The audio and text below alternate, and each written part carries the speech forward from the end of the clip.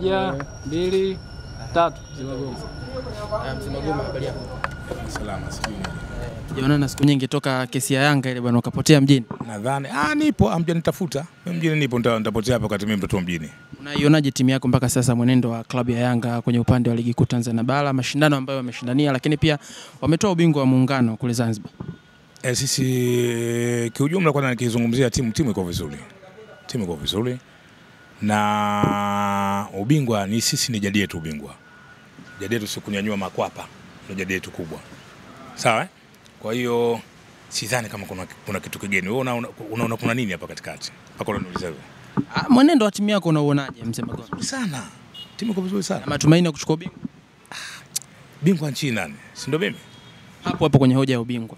Klabu ya Yanga kupitia uongozi wake walipeleka kesi CAS kule kupinga bodi ya ligi, maadhimio ya bodi ya ligi kuhusiana na mchezo wa Simba wa Kariakoo Derby, na kesi ile imerejea, majibu yake yametoka na kwamba klabu ya Yanga iende tena kwa bodi ya ligi pale TFF, kitu ambacho kwenye taarifa yao walioitoa uongozi wa klabu ya Yanga unasema hauna imani na bodi ya ligi pamoja na uongozi kwa sababu ya dhuluma zinazoendelea kwenye ligi yetu. Kwanza kwenye hili wewe unalizungumziaje? Alafu tuende kwenye pointi 3 ambazo mtakuwa mnazipoteza kama mtoenda kucheza dabi ya Kariakoo.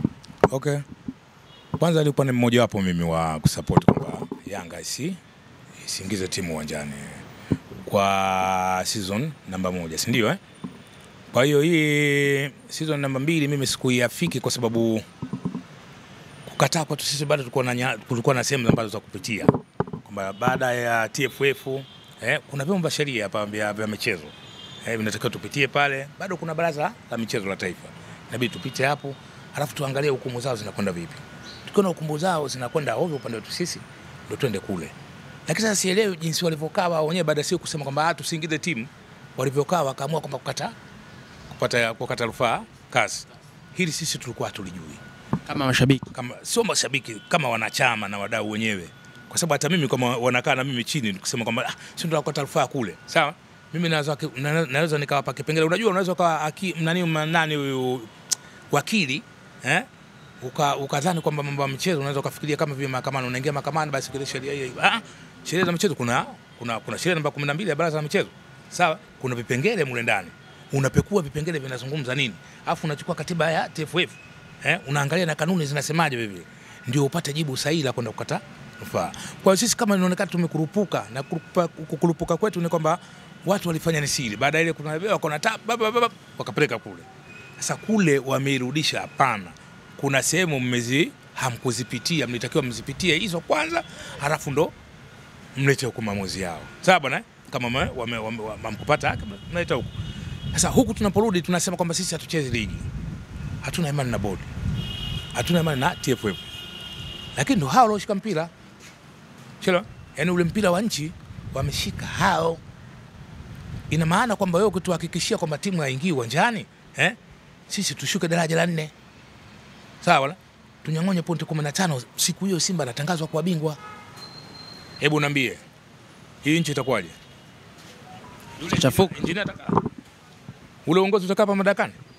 Unatushusha daraja sisi tu daraja. Lakini baadhi ya wanachama wengi wamekuwa wakiunga mkono hiki kinachozungumzwa, na kwamba wanasema hatuingize timu. Nasemaje kwa sasa hivi mzunguko huu ulokwenda season namba 2 hawaelewi.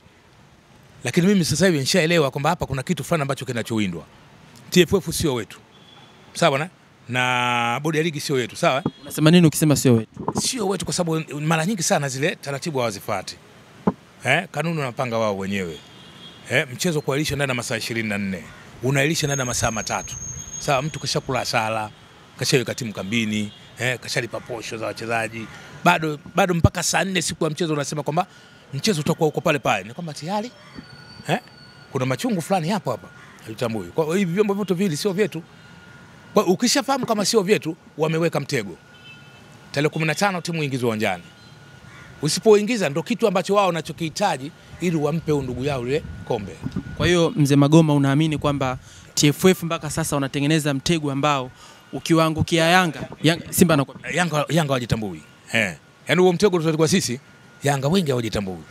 Kwa busara zako Mzimagoma, wewe ni mkongwe kwenye klabu ya Yanga. Ukipata nafasi ya kumshauri Hersi kwenye kipindi hiki kigumu ambacho masikio na macho ya wanachama wa Yanga.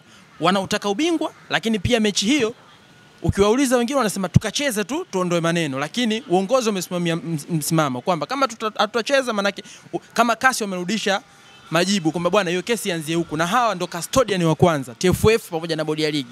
Wewe unaishauri vipi klabu ya Yanga ifanyaje vuka kwenye kipindi hichi kigumu? Labda kitu cha kwanza ni kwamba wasifikirie tena, maana sasa hivi wanasheria wa Yanga, kile kitengo cha wanasheria Yanga wana kitengo cha wanasheria chote kiko ovyo ovyo, unaelewa? Kwa hiyo hapa wanapanga kitu hiki sasa, twende FIFA, sawa, tukale tena rufaa nyingine FIFA, maana watoke kasi waende FIFA. Unaona bwana, ni kitu ambacho cha kijinga. Mimi sikioni kama kitu kina busara zaidi, unaelewa? Kwa sababu kule unapokwenda hata tukikata kule bado wao wataturudisha yale, sawa.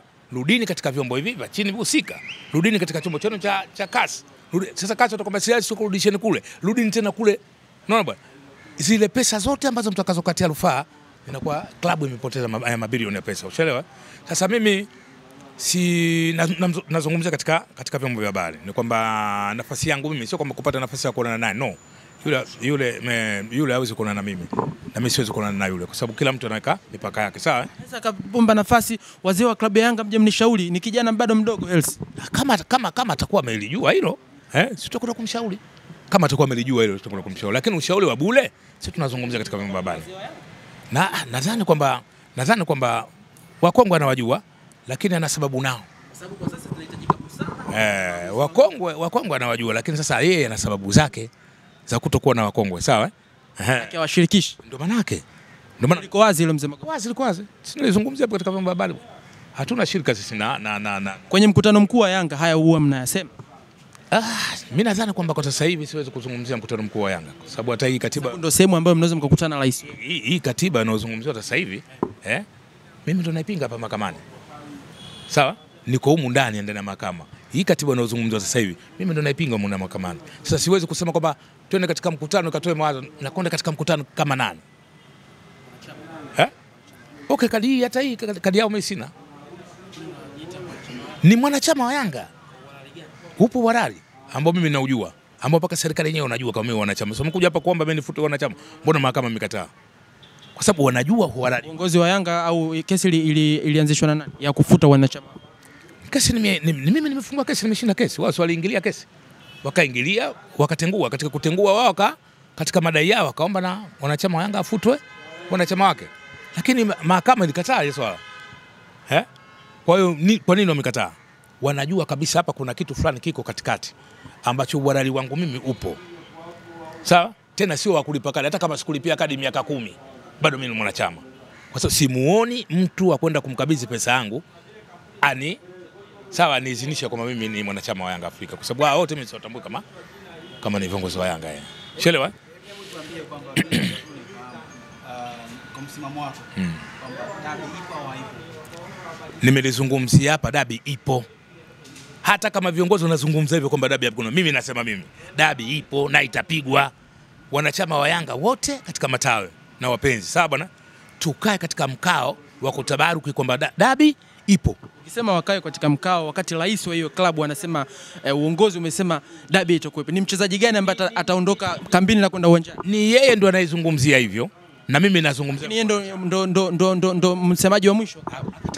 Hakatazwi kuzungumza na mimi sikatazi kuongea. Utawachukua wachezaji kutoka kambini mtawapeleka Kariakoni? Tatizo haina matatizo. Kwa hata hili ilikuwa tumwambia tuingize timu uwanjani, sitakiwa siingie nawe vile, mbona tuliingiza? Kwa hiyo msimamo wa mwisho ni kwamba dabi ipo na Yanga wataingia uwanjani. Wewe utakuja kuniambia leo tarehe ngapi leo? Basi mtanipigia simu yangu sinayo. Bwana, mechi ya kuingia uwanjani, sawa? Timu Yanga haikucheza leo. Mtanipa taarifa hiyo. Maana yake mashabiki wa Yanga wanahakikishia wakae tayari. Wakae katika mkao, wajipange katika matawi. Dabi ipo. Wewe anayesema sijui engineers kwamba dabi hakuna nini, haiwezekani. Kwa sababu wewe ukiangalia kitu kwa umakini kwamba yeye kama atakataa kuingiza timu uwanjani, na maana Yanga lazima ikatoe pointi 15. Sawa bwana? Lazima ishushwe daraja la 4. Ni kigumu.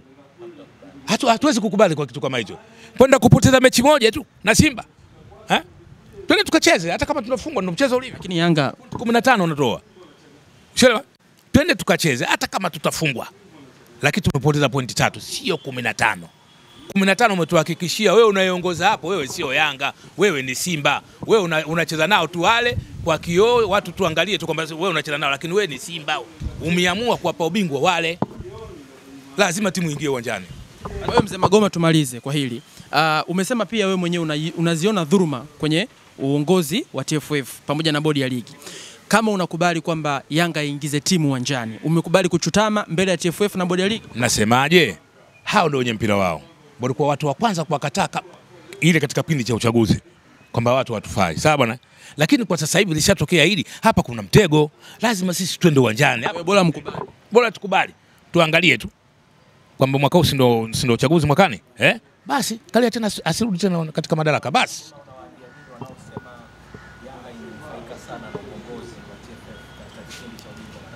Wanaosema hivyo ni akina nani?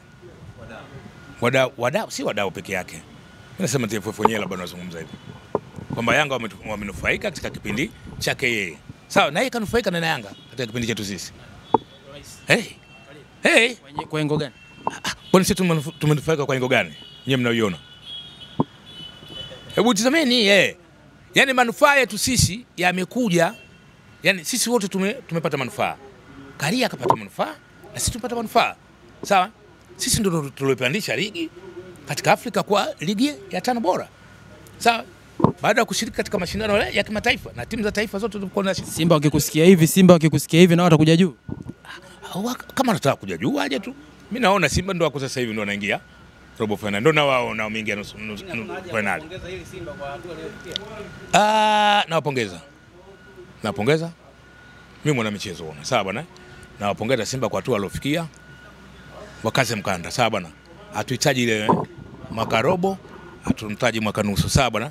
Tunamhitaji mtu wa kunyanyua kwa hapa. Historia kwamba mimi nimefika nusu. Mimi nimefika robo. Unaona mimi nimefika mara nyingi. Ile ife. Tunatakiwa historia kwamba mimi nimechukua kombe. Sawa, anapochukua Simba kombe na mimi siwezi kukaa nikaboteka. Na mimi nitalibeba vile kombe. Unaambiaje watu ambao wanabeza sasa kwa Simba wanafikia? Ni kila mtu ana maono yake. Kwa mimi siwezi kumlazimisha mtu eti wewe unabeza. Mimi siko hivyo. Mimi naangalia tu mafanikio ya Simba jinsi yalivyo, yako vizuri, na ila nawaombea na wao wenyewe wakaze mkanda wachukue lile kombe. Sawa? Asiwe mwaka nusu au mwaka robo. Ile hatutakiwi. Useme kwamba mimi zaidi nimefika robo mara 5, mimi zaidi nimefika nusu mara ngapi. Ile story ife. Nataka nimefika chukua kombe.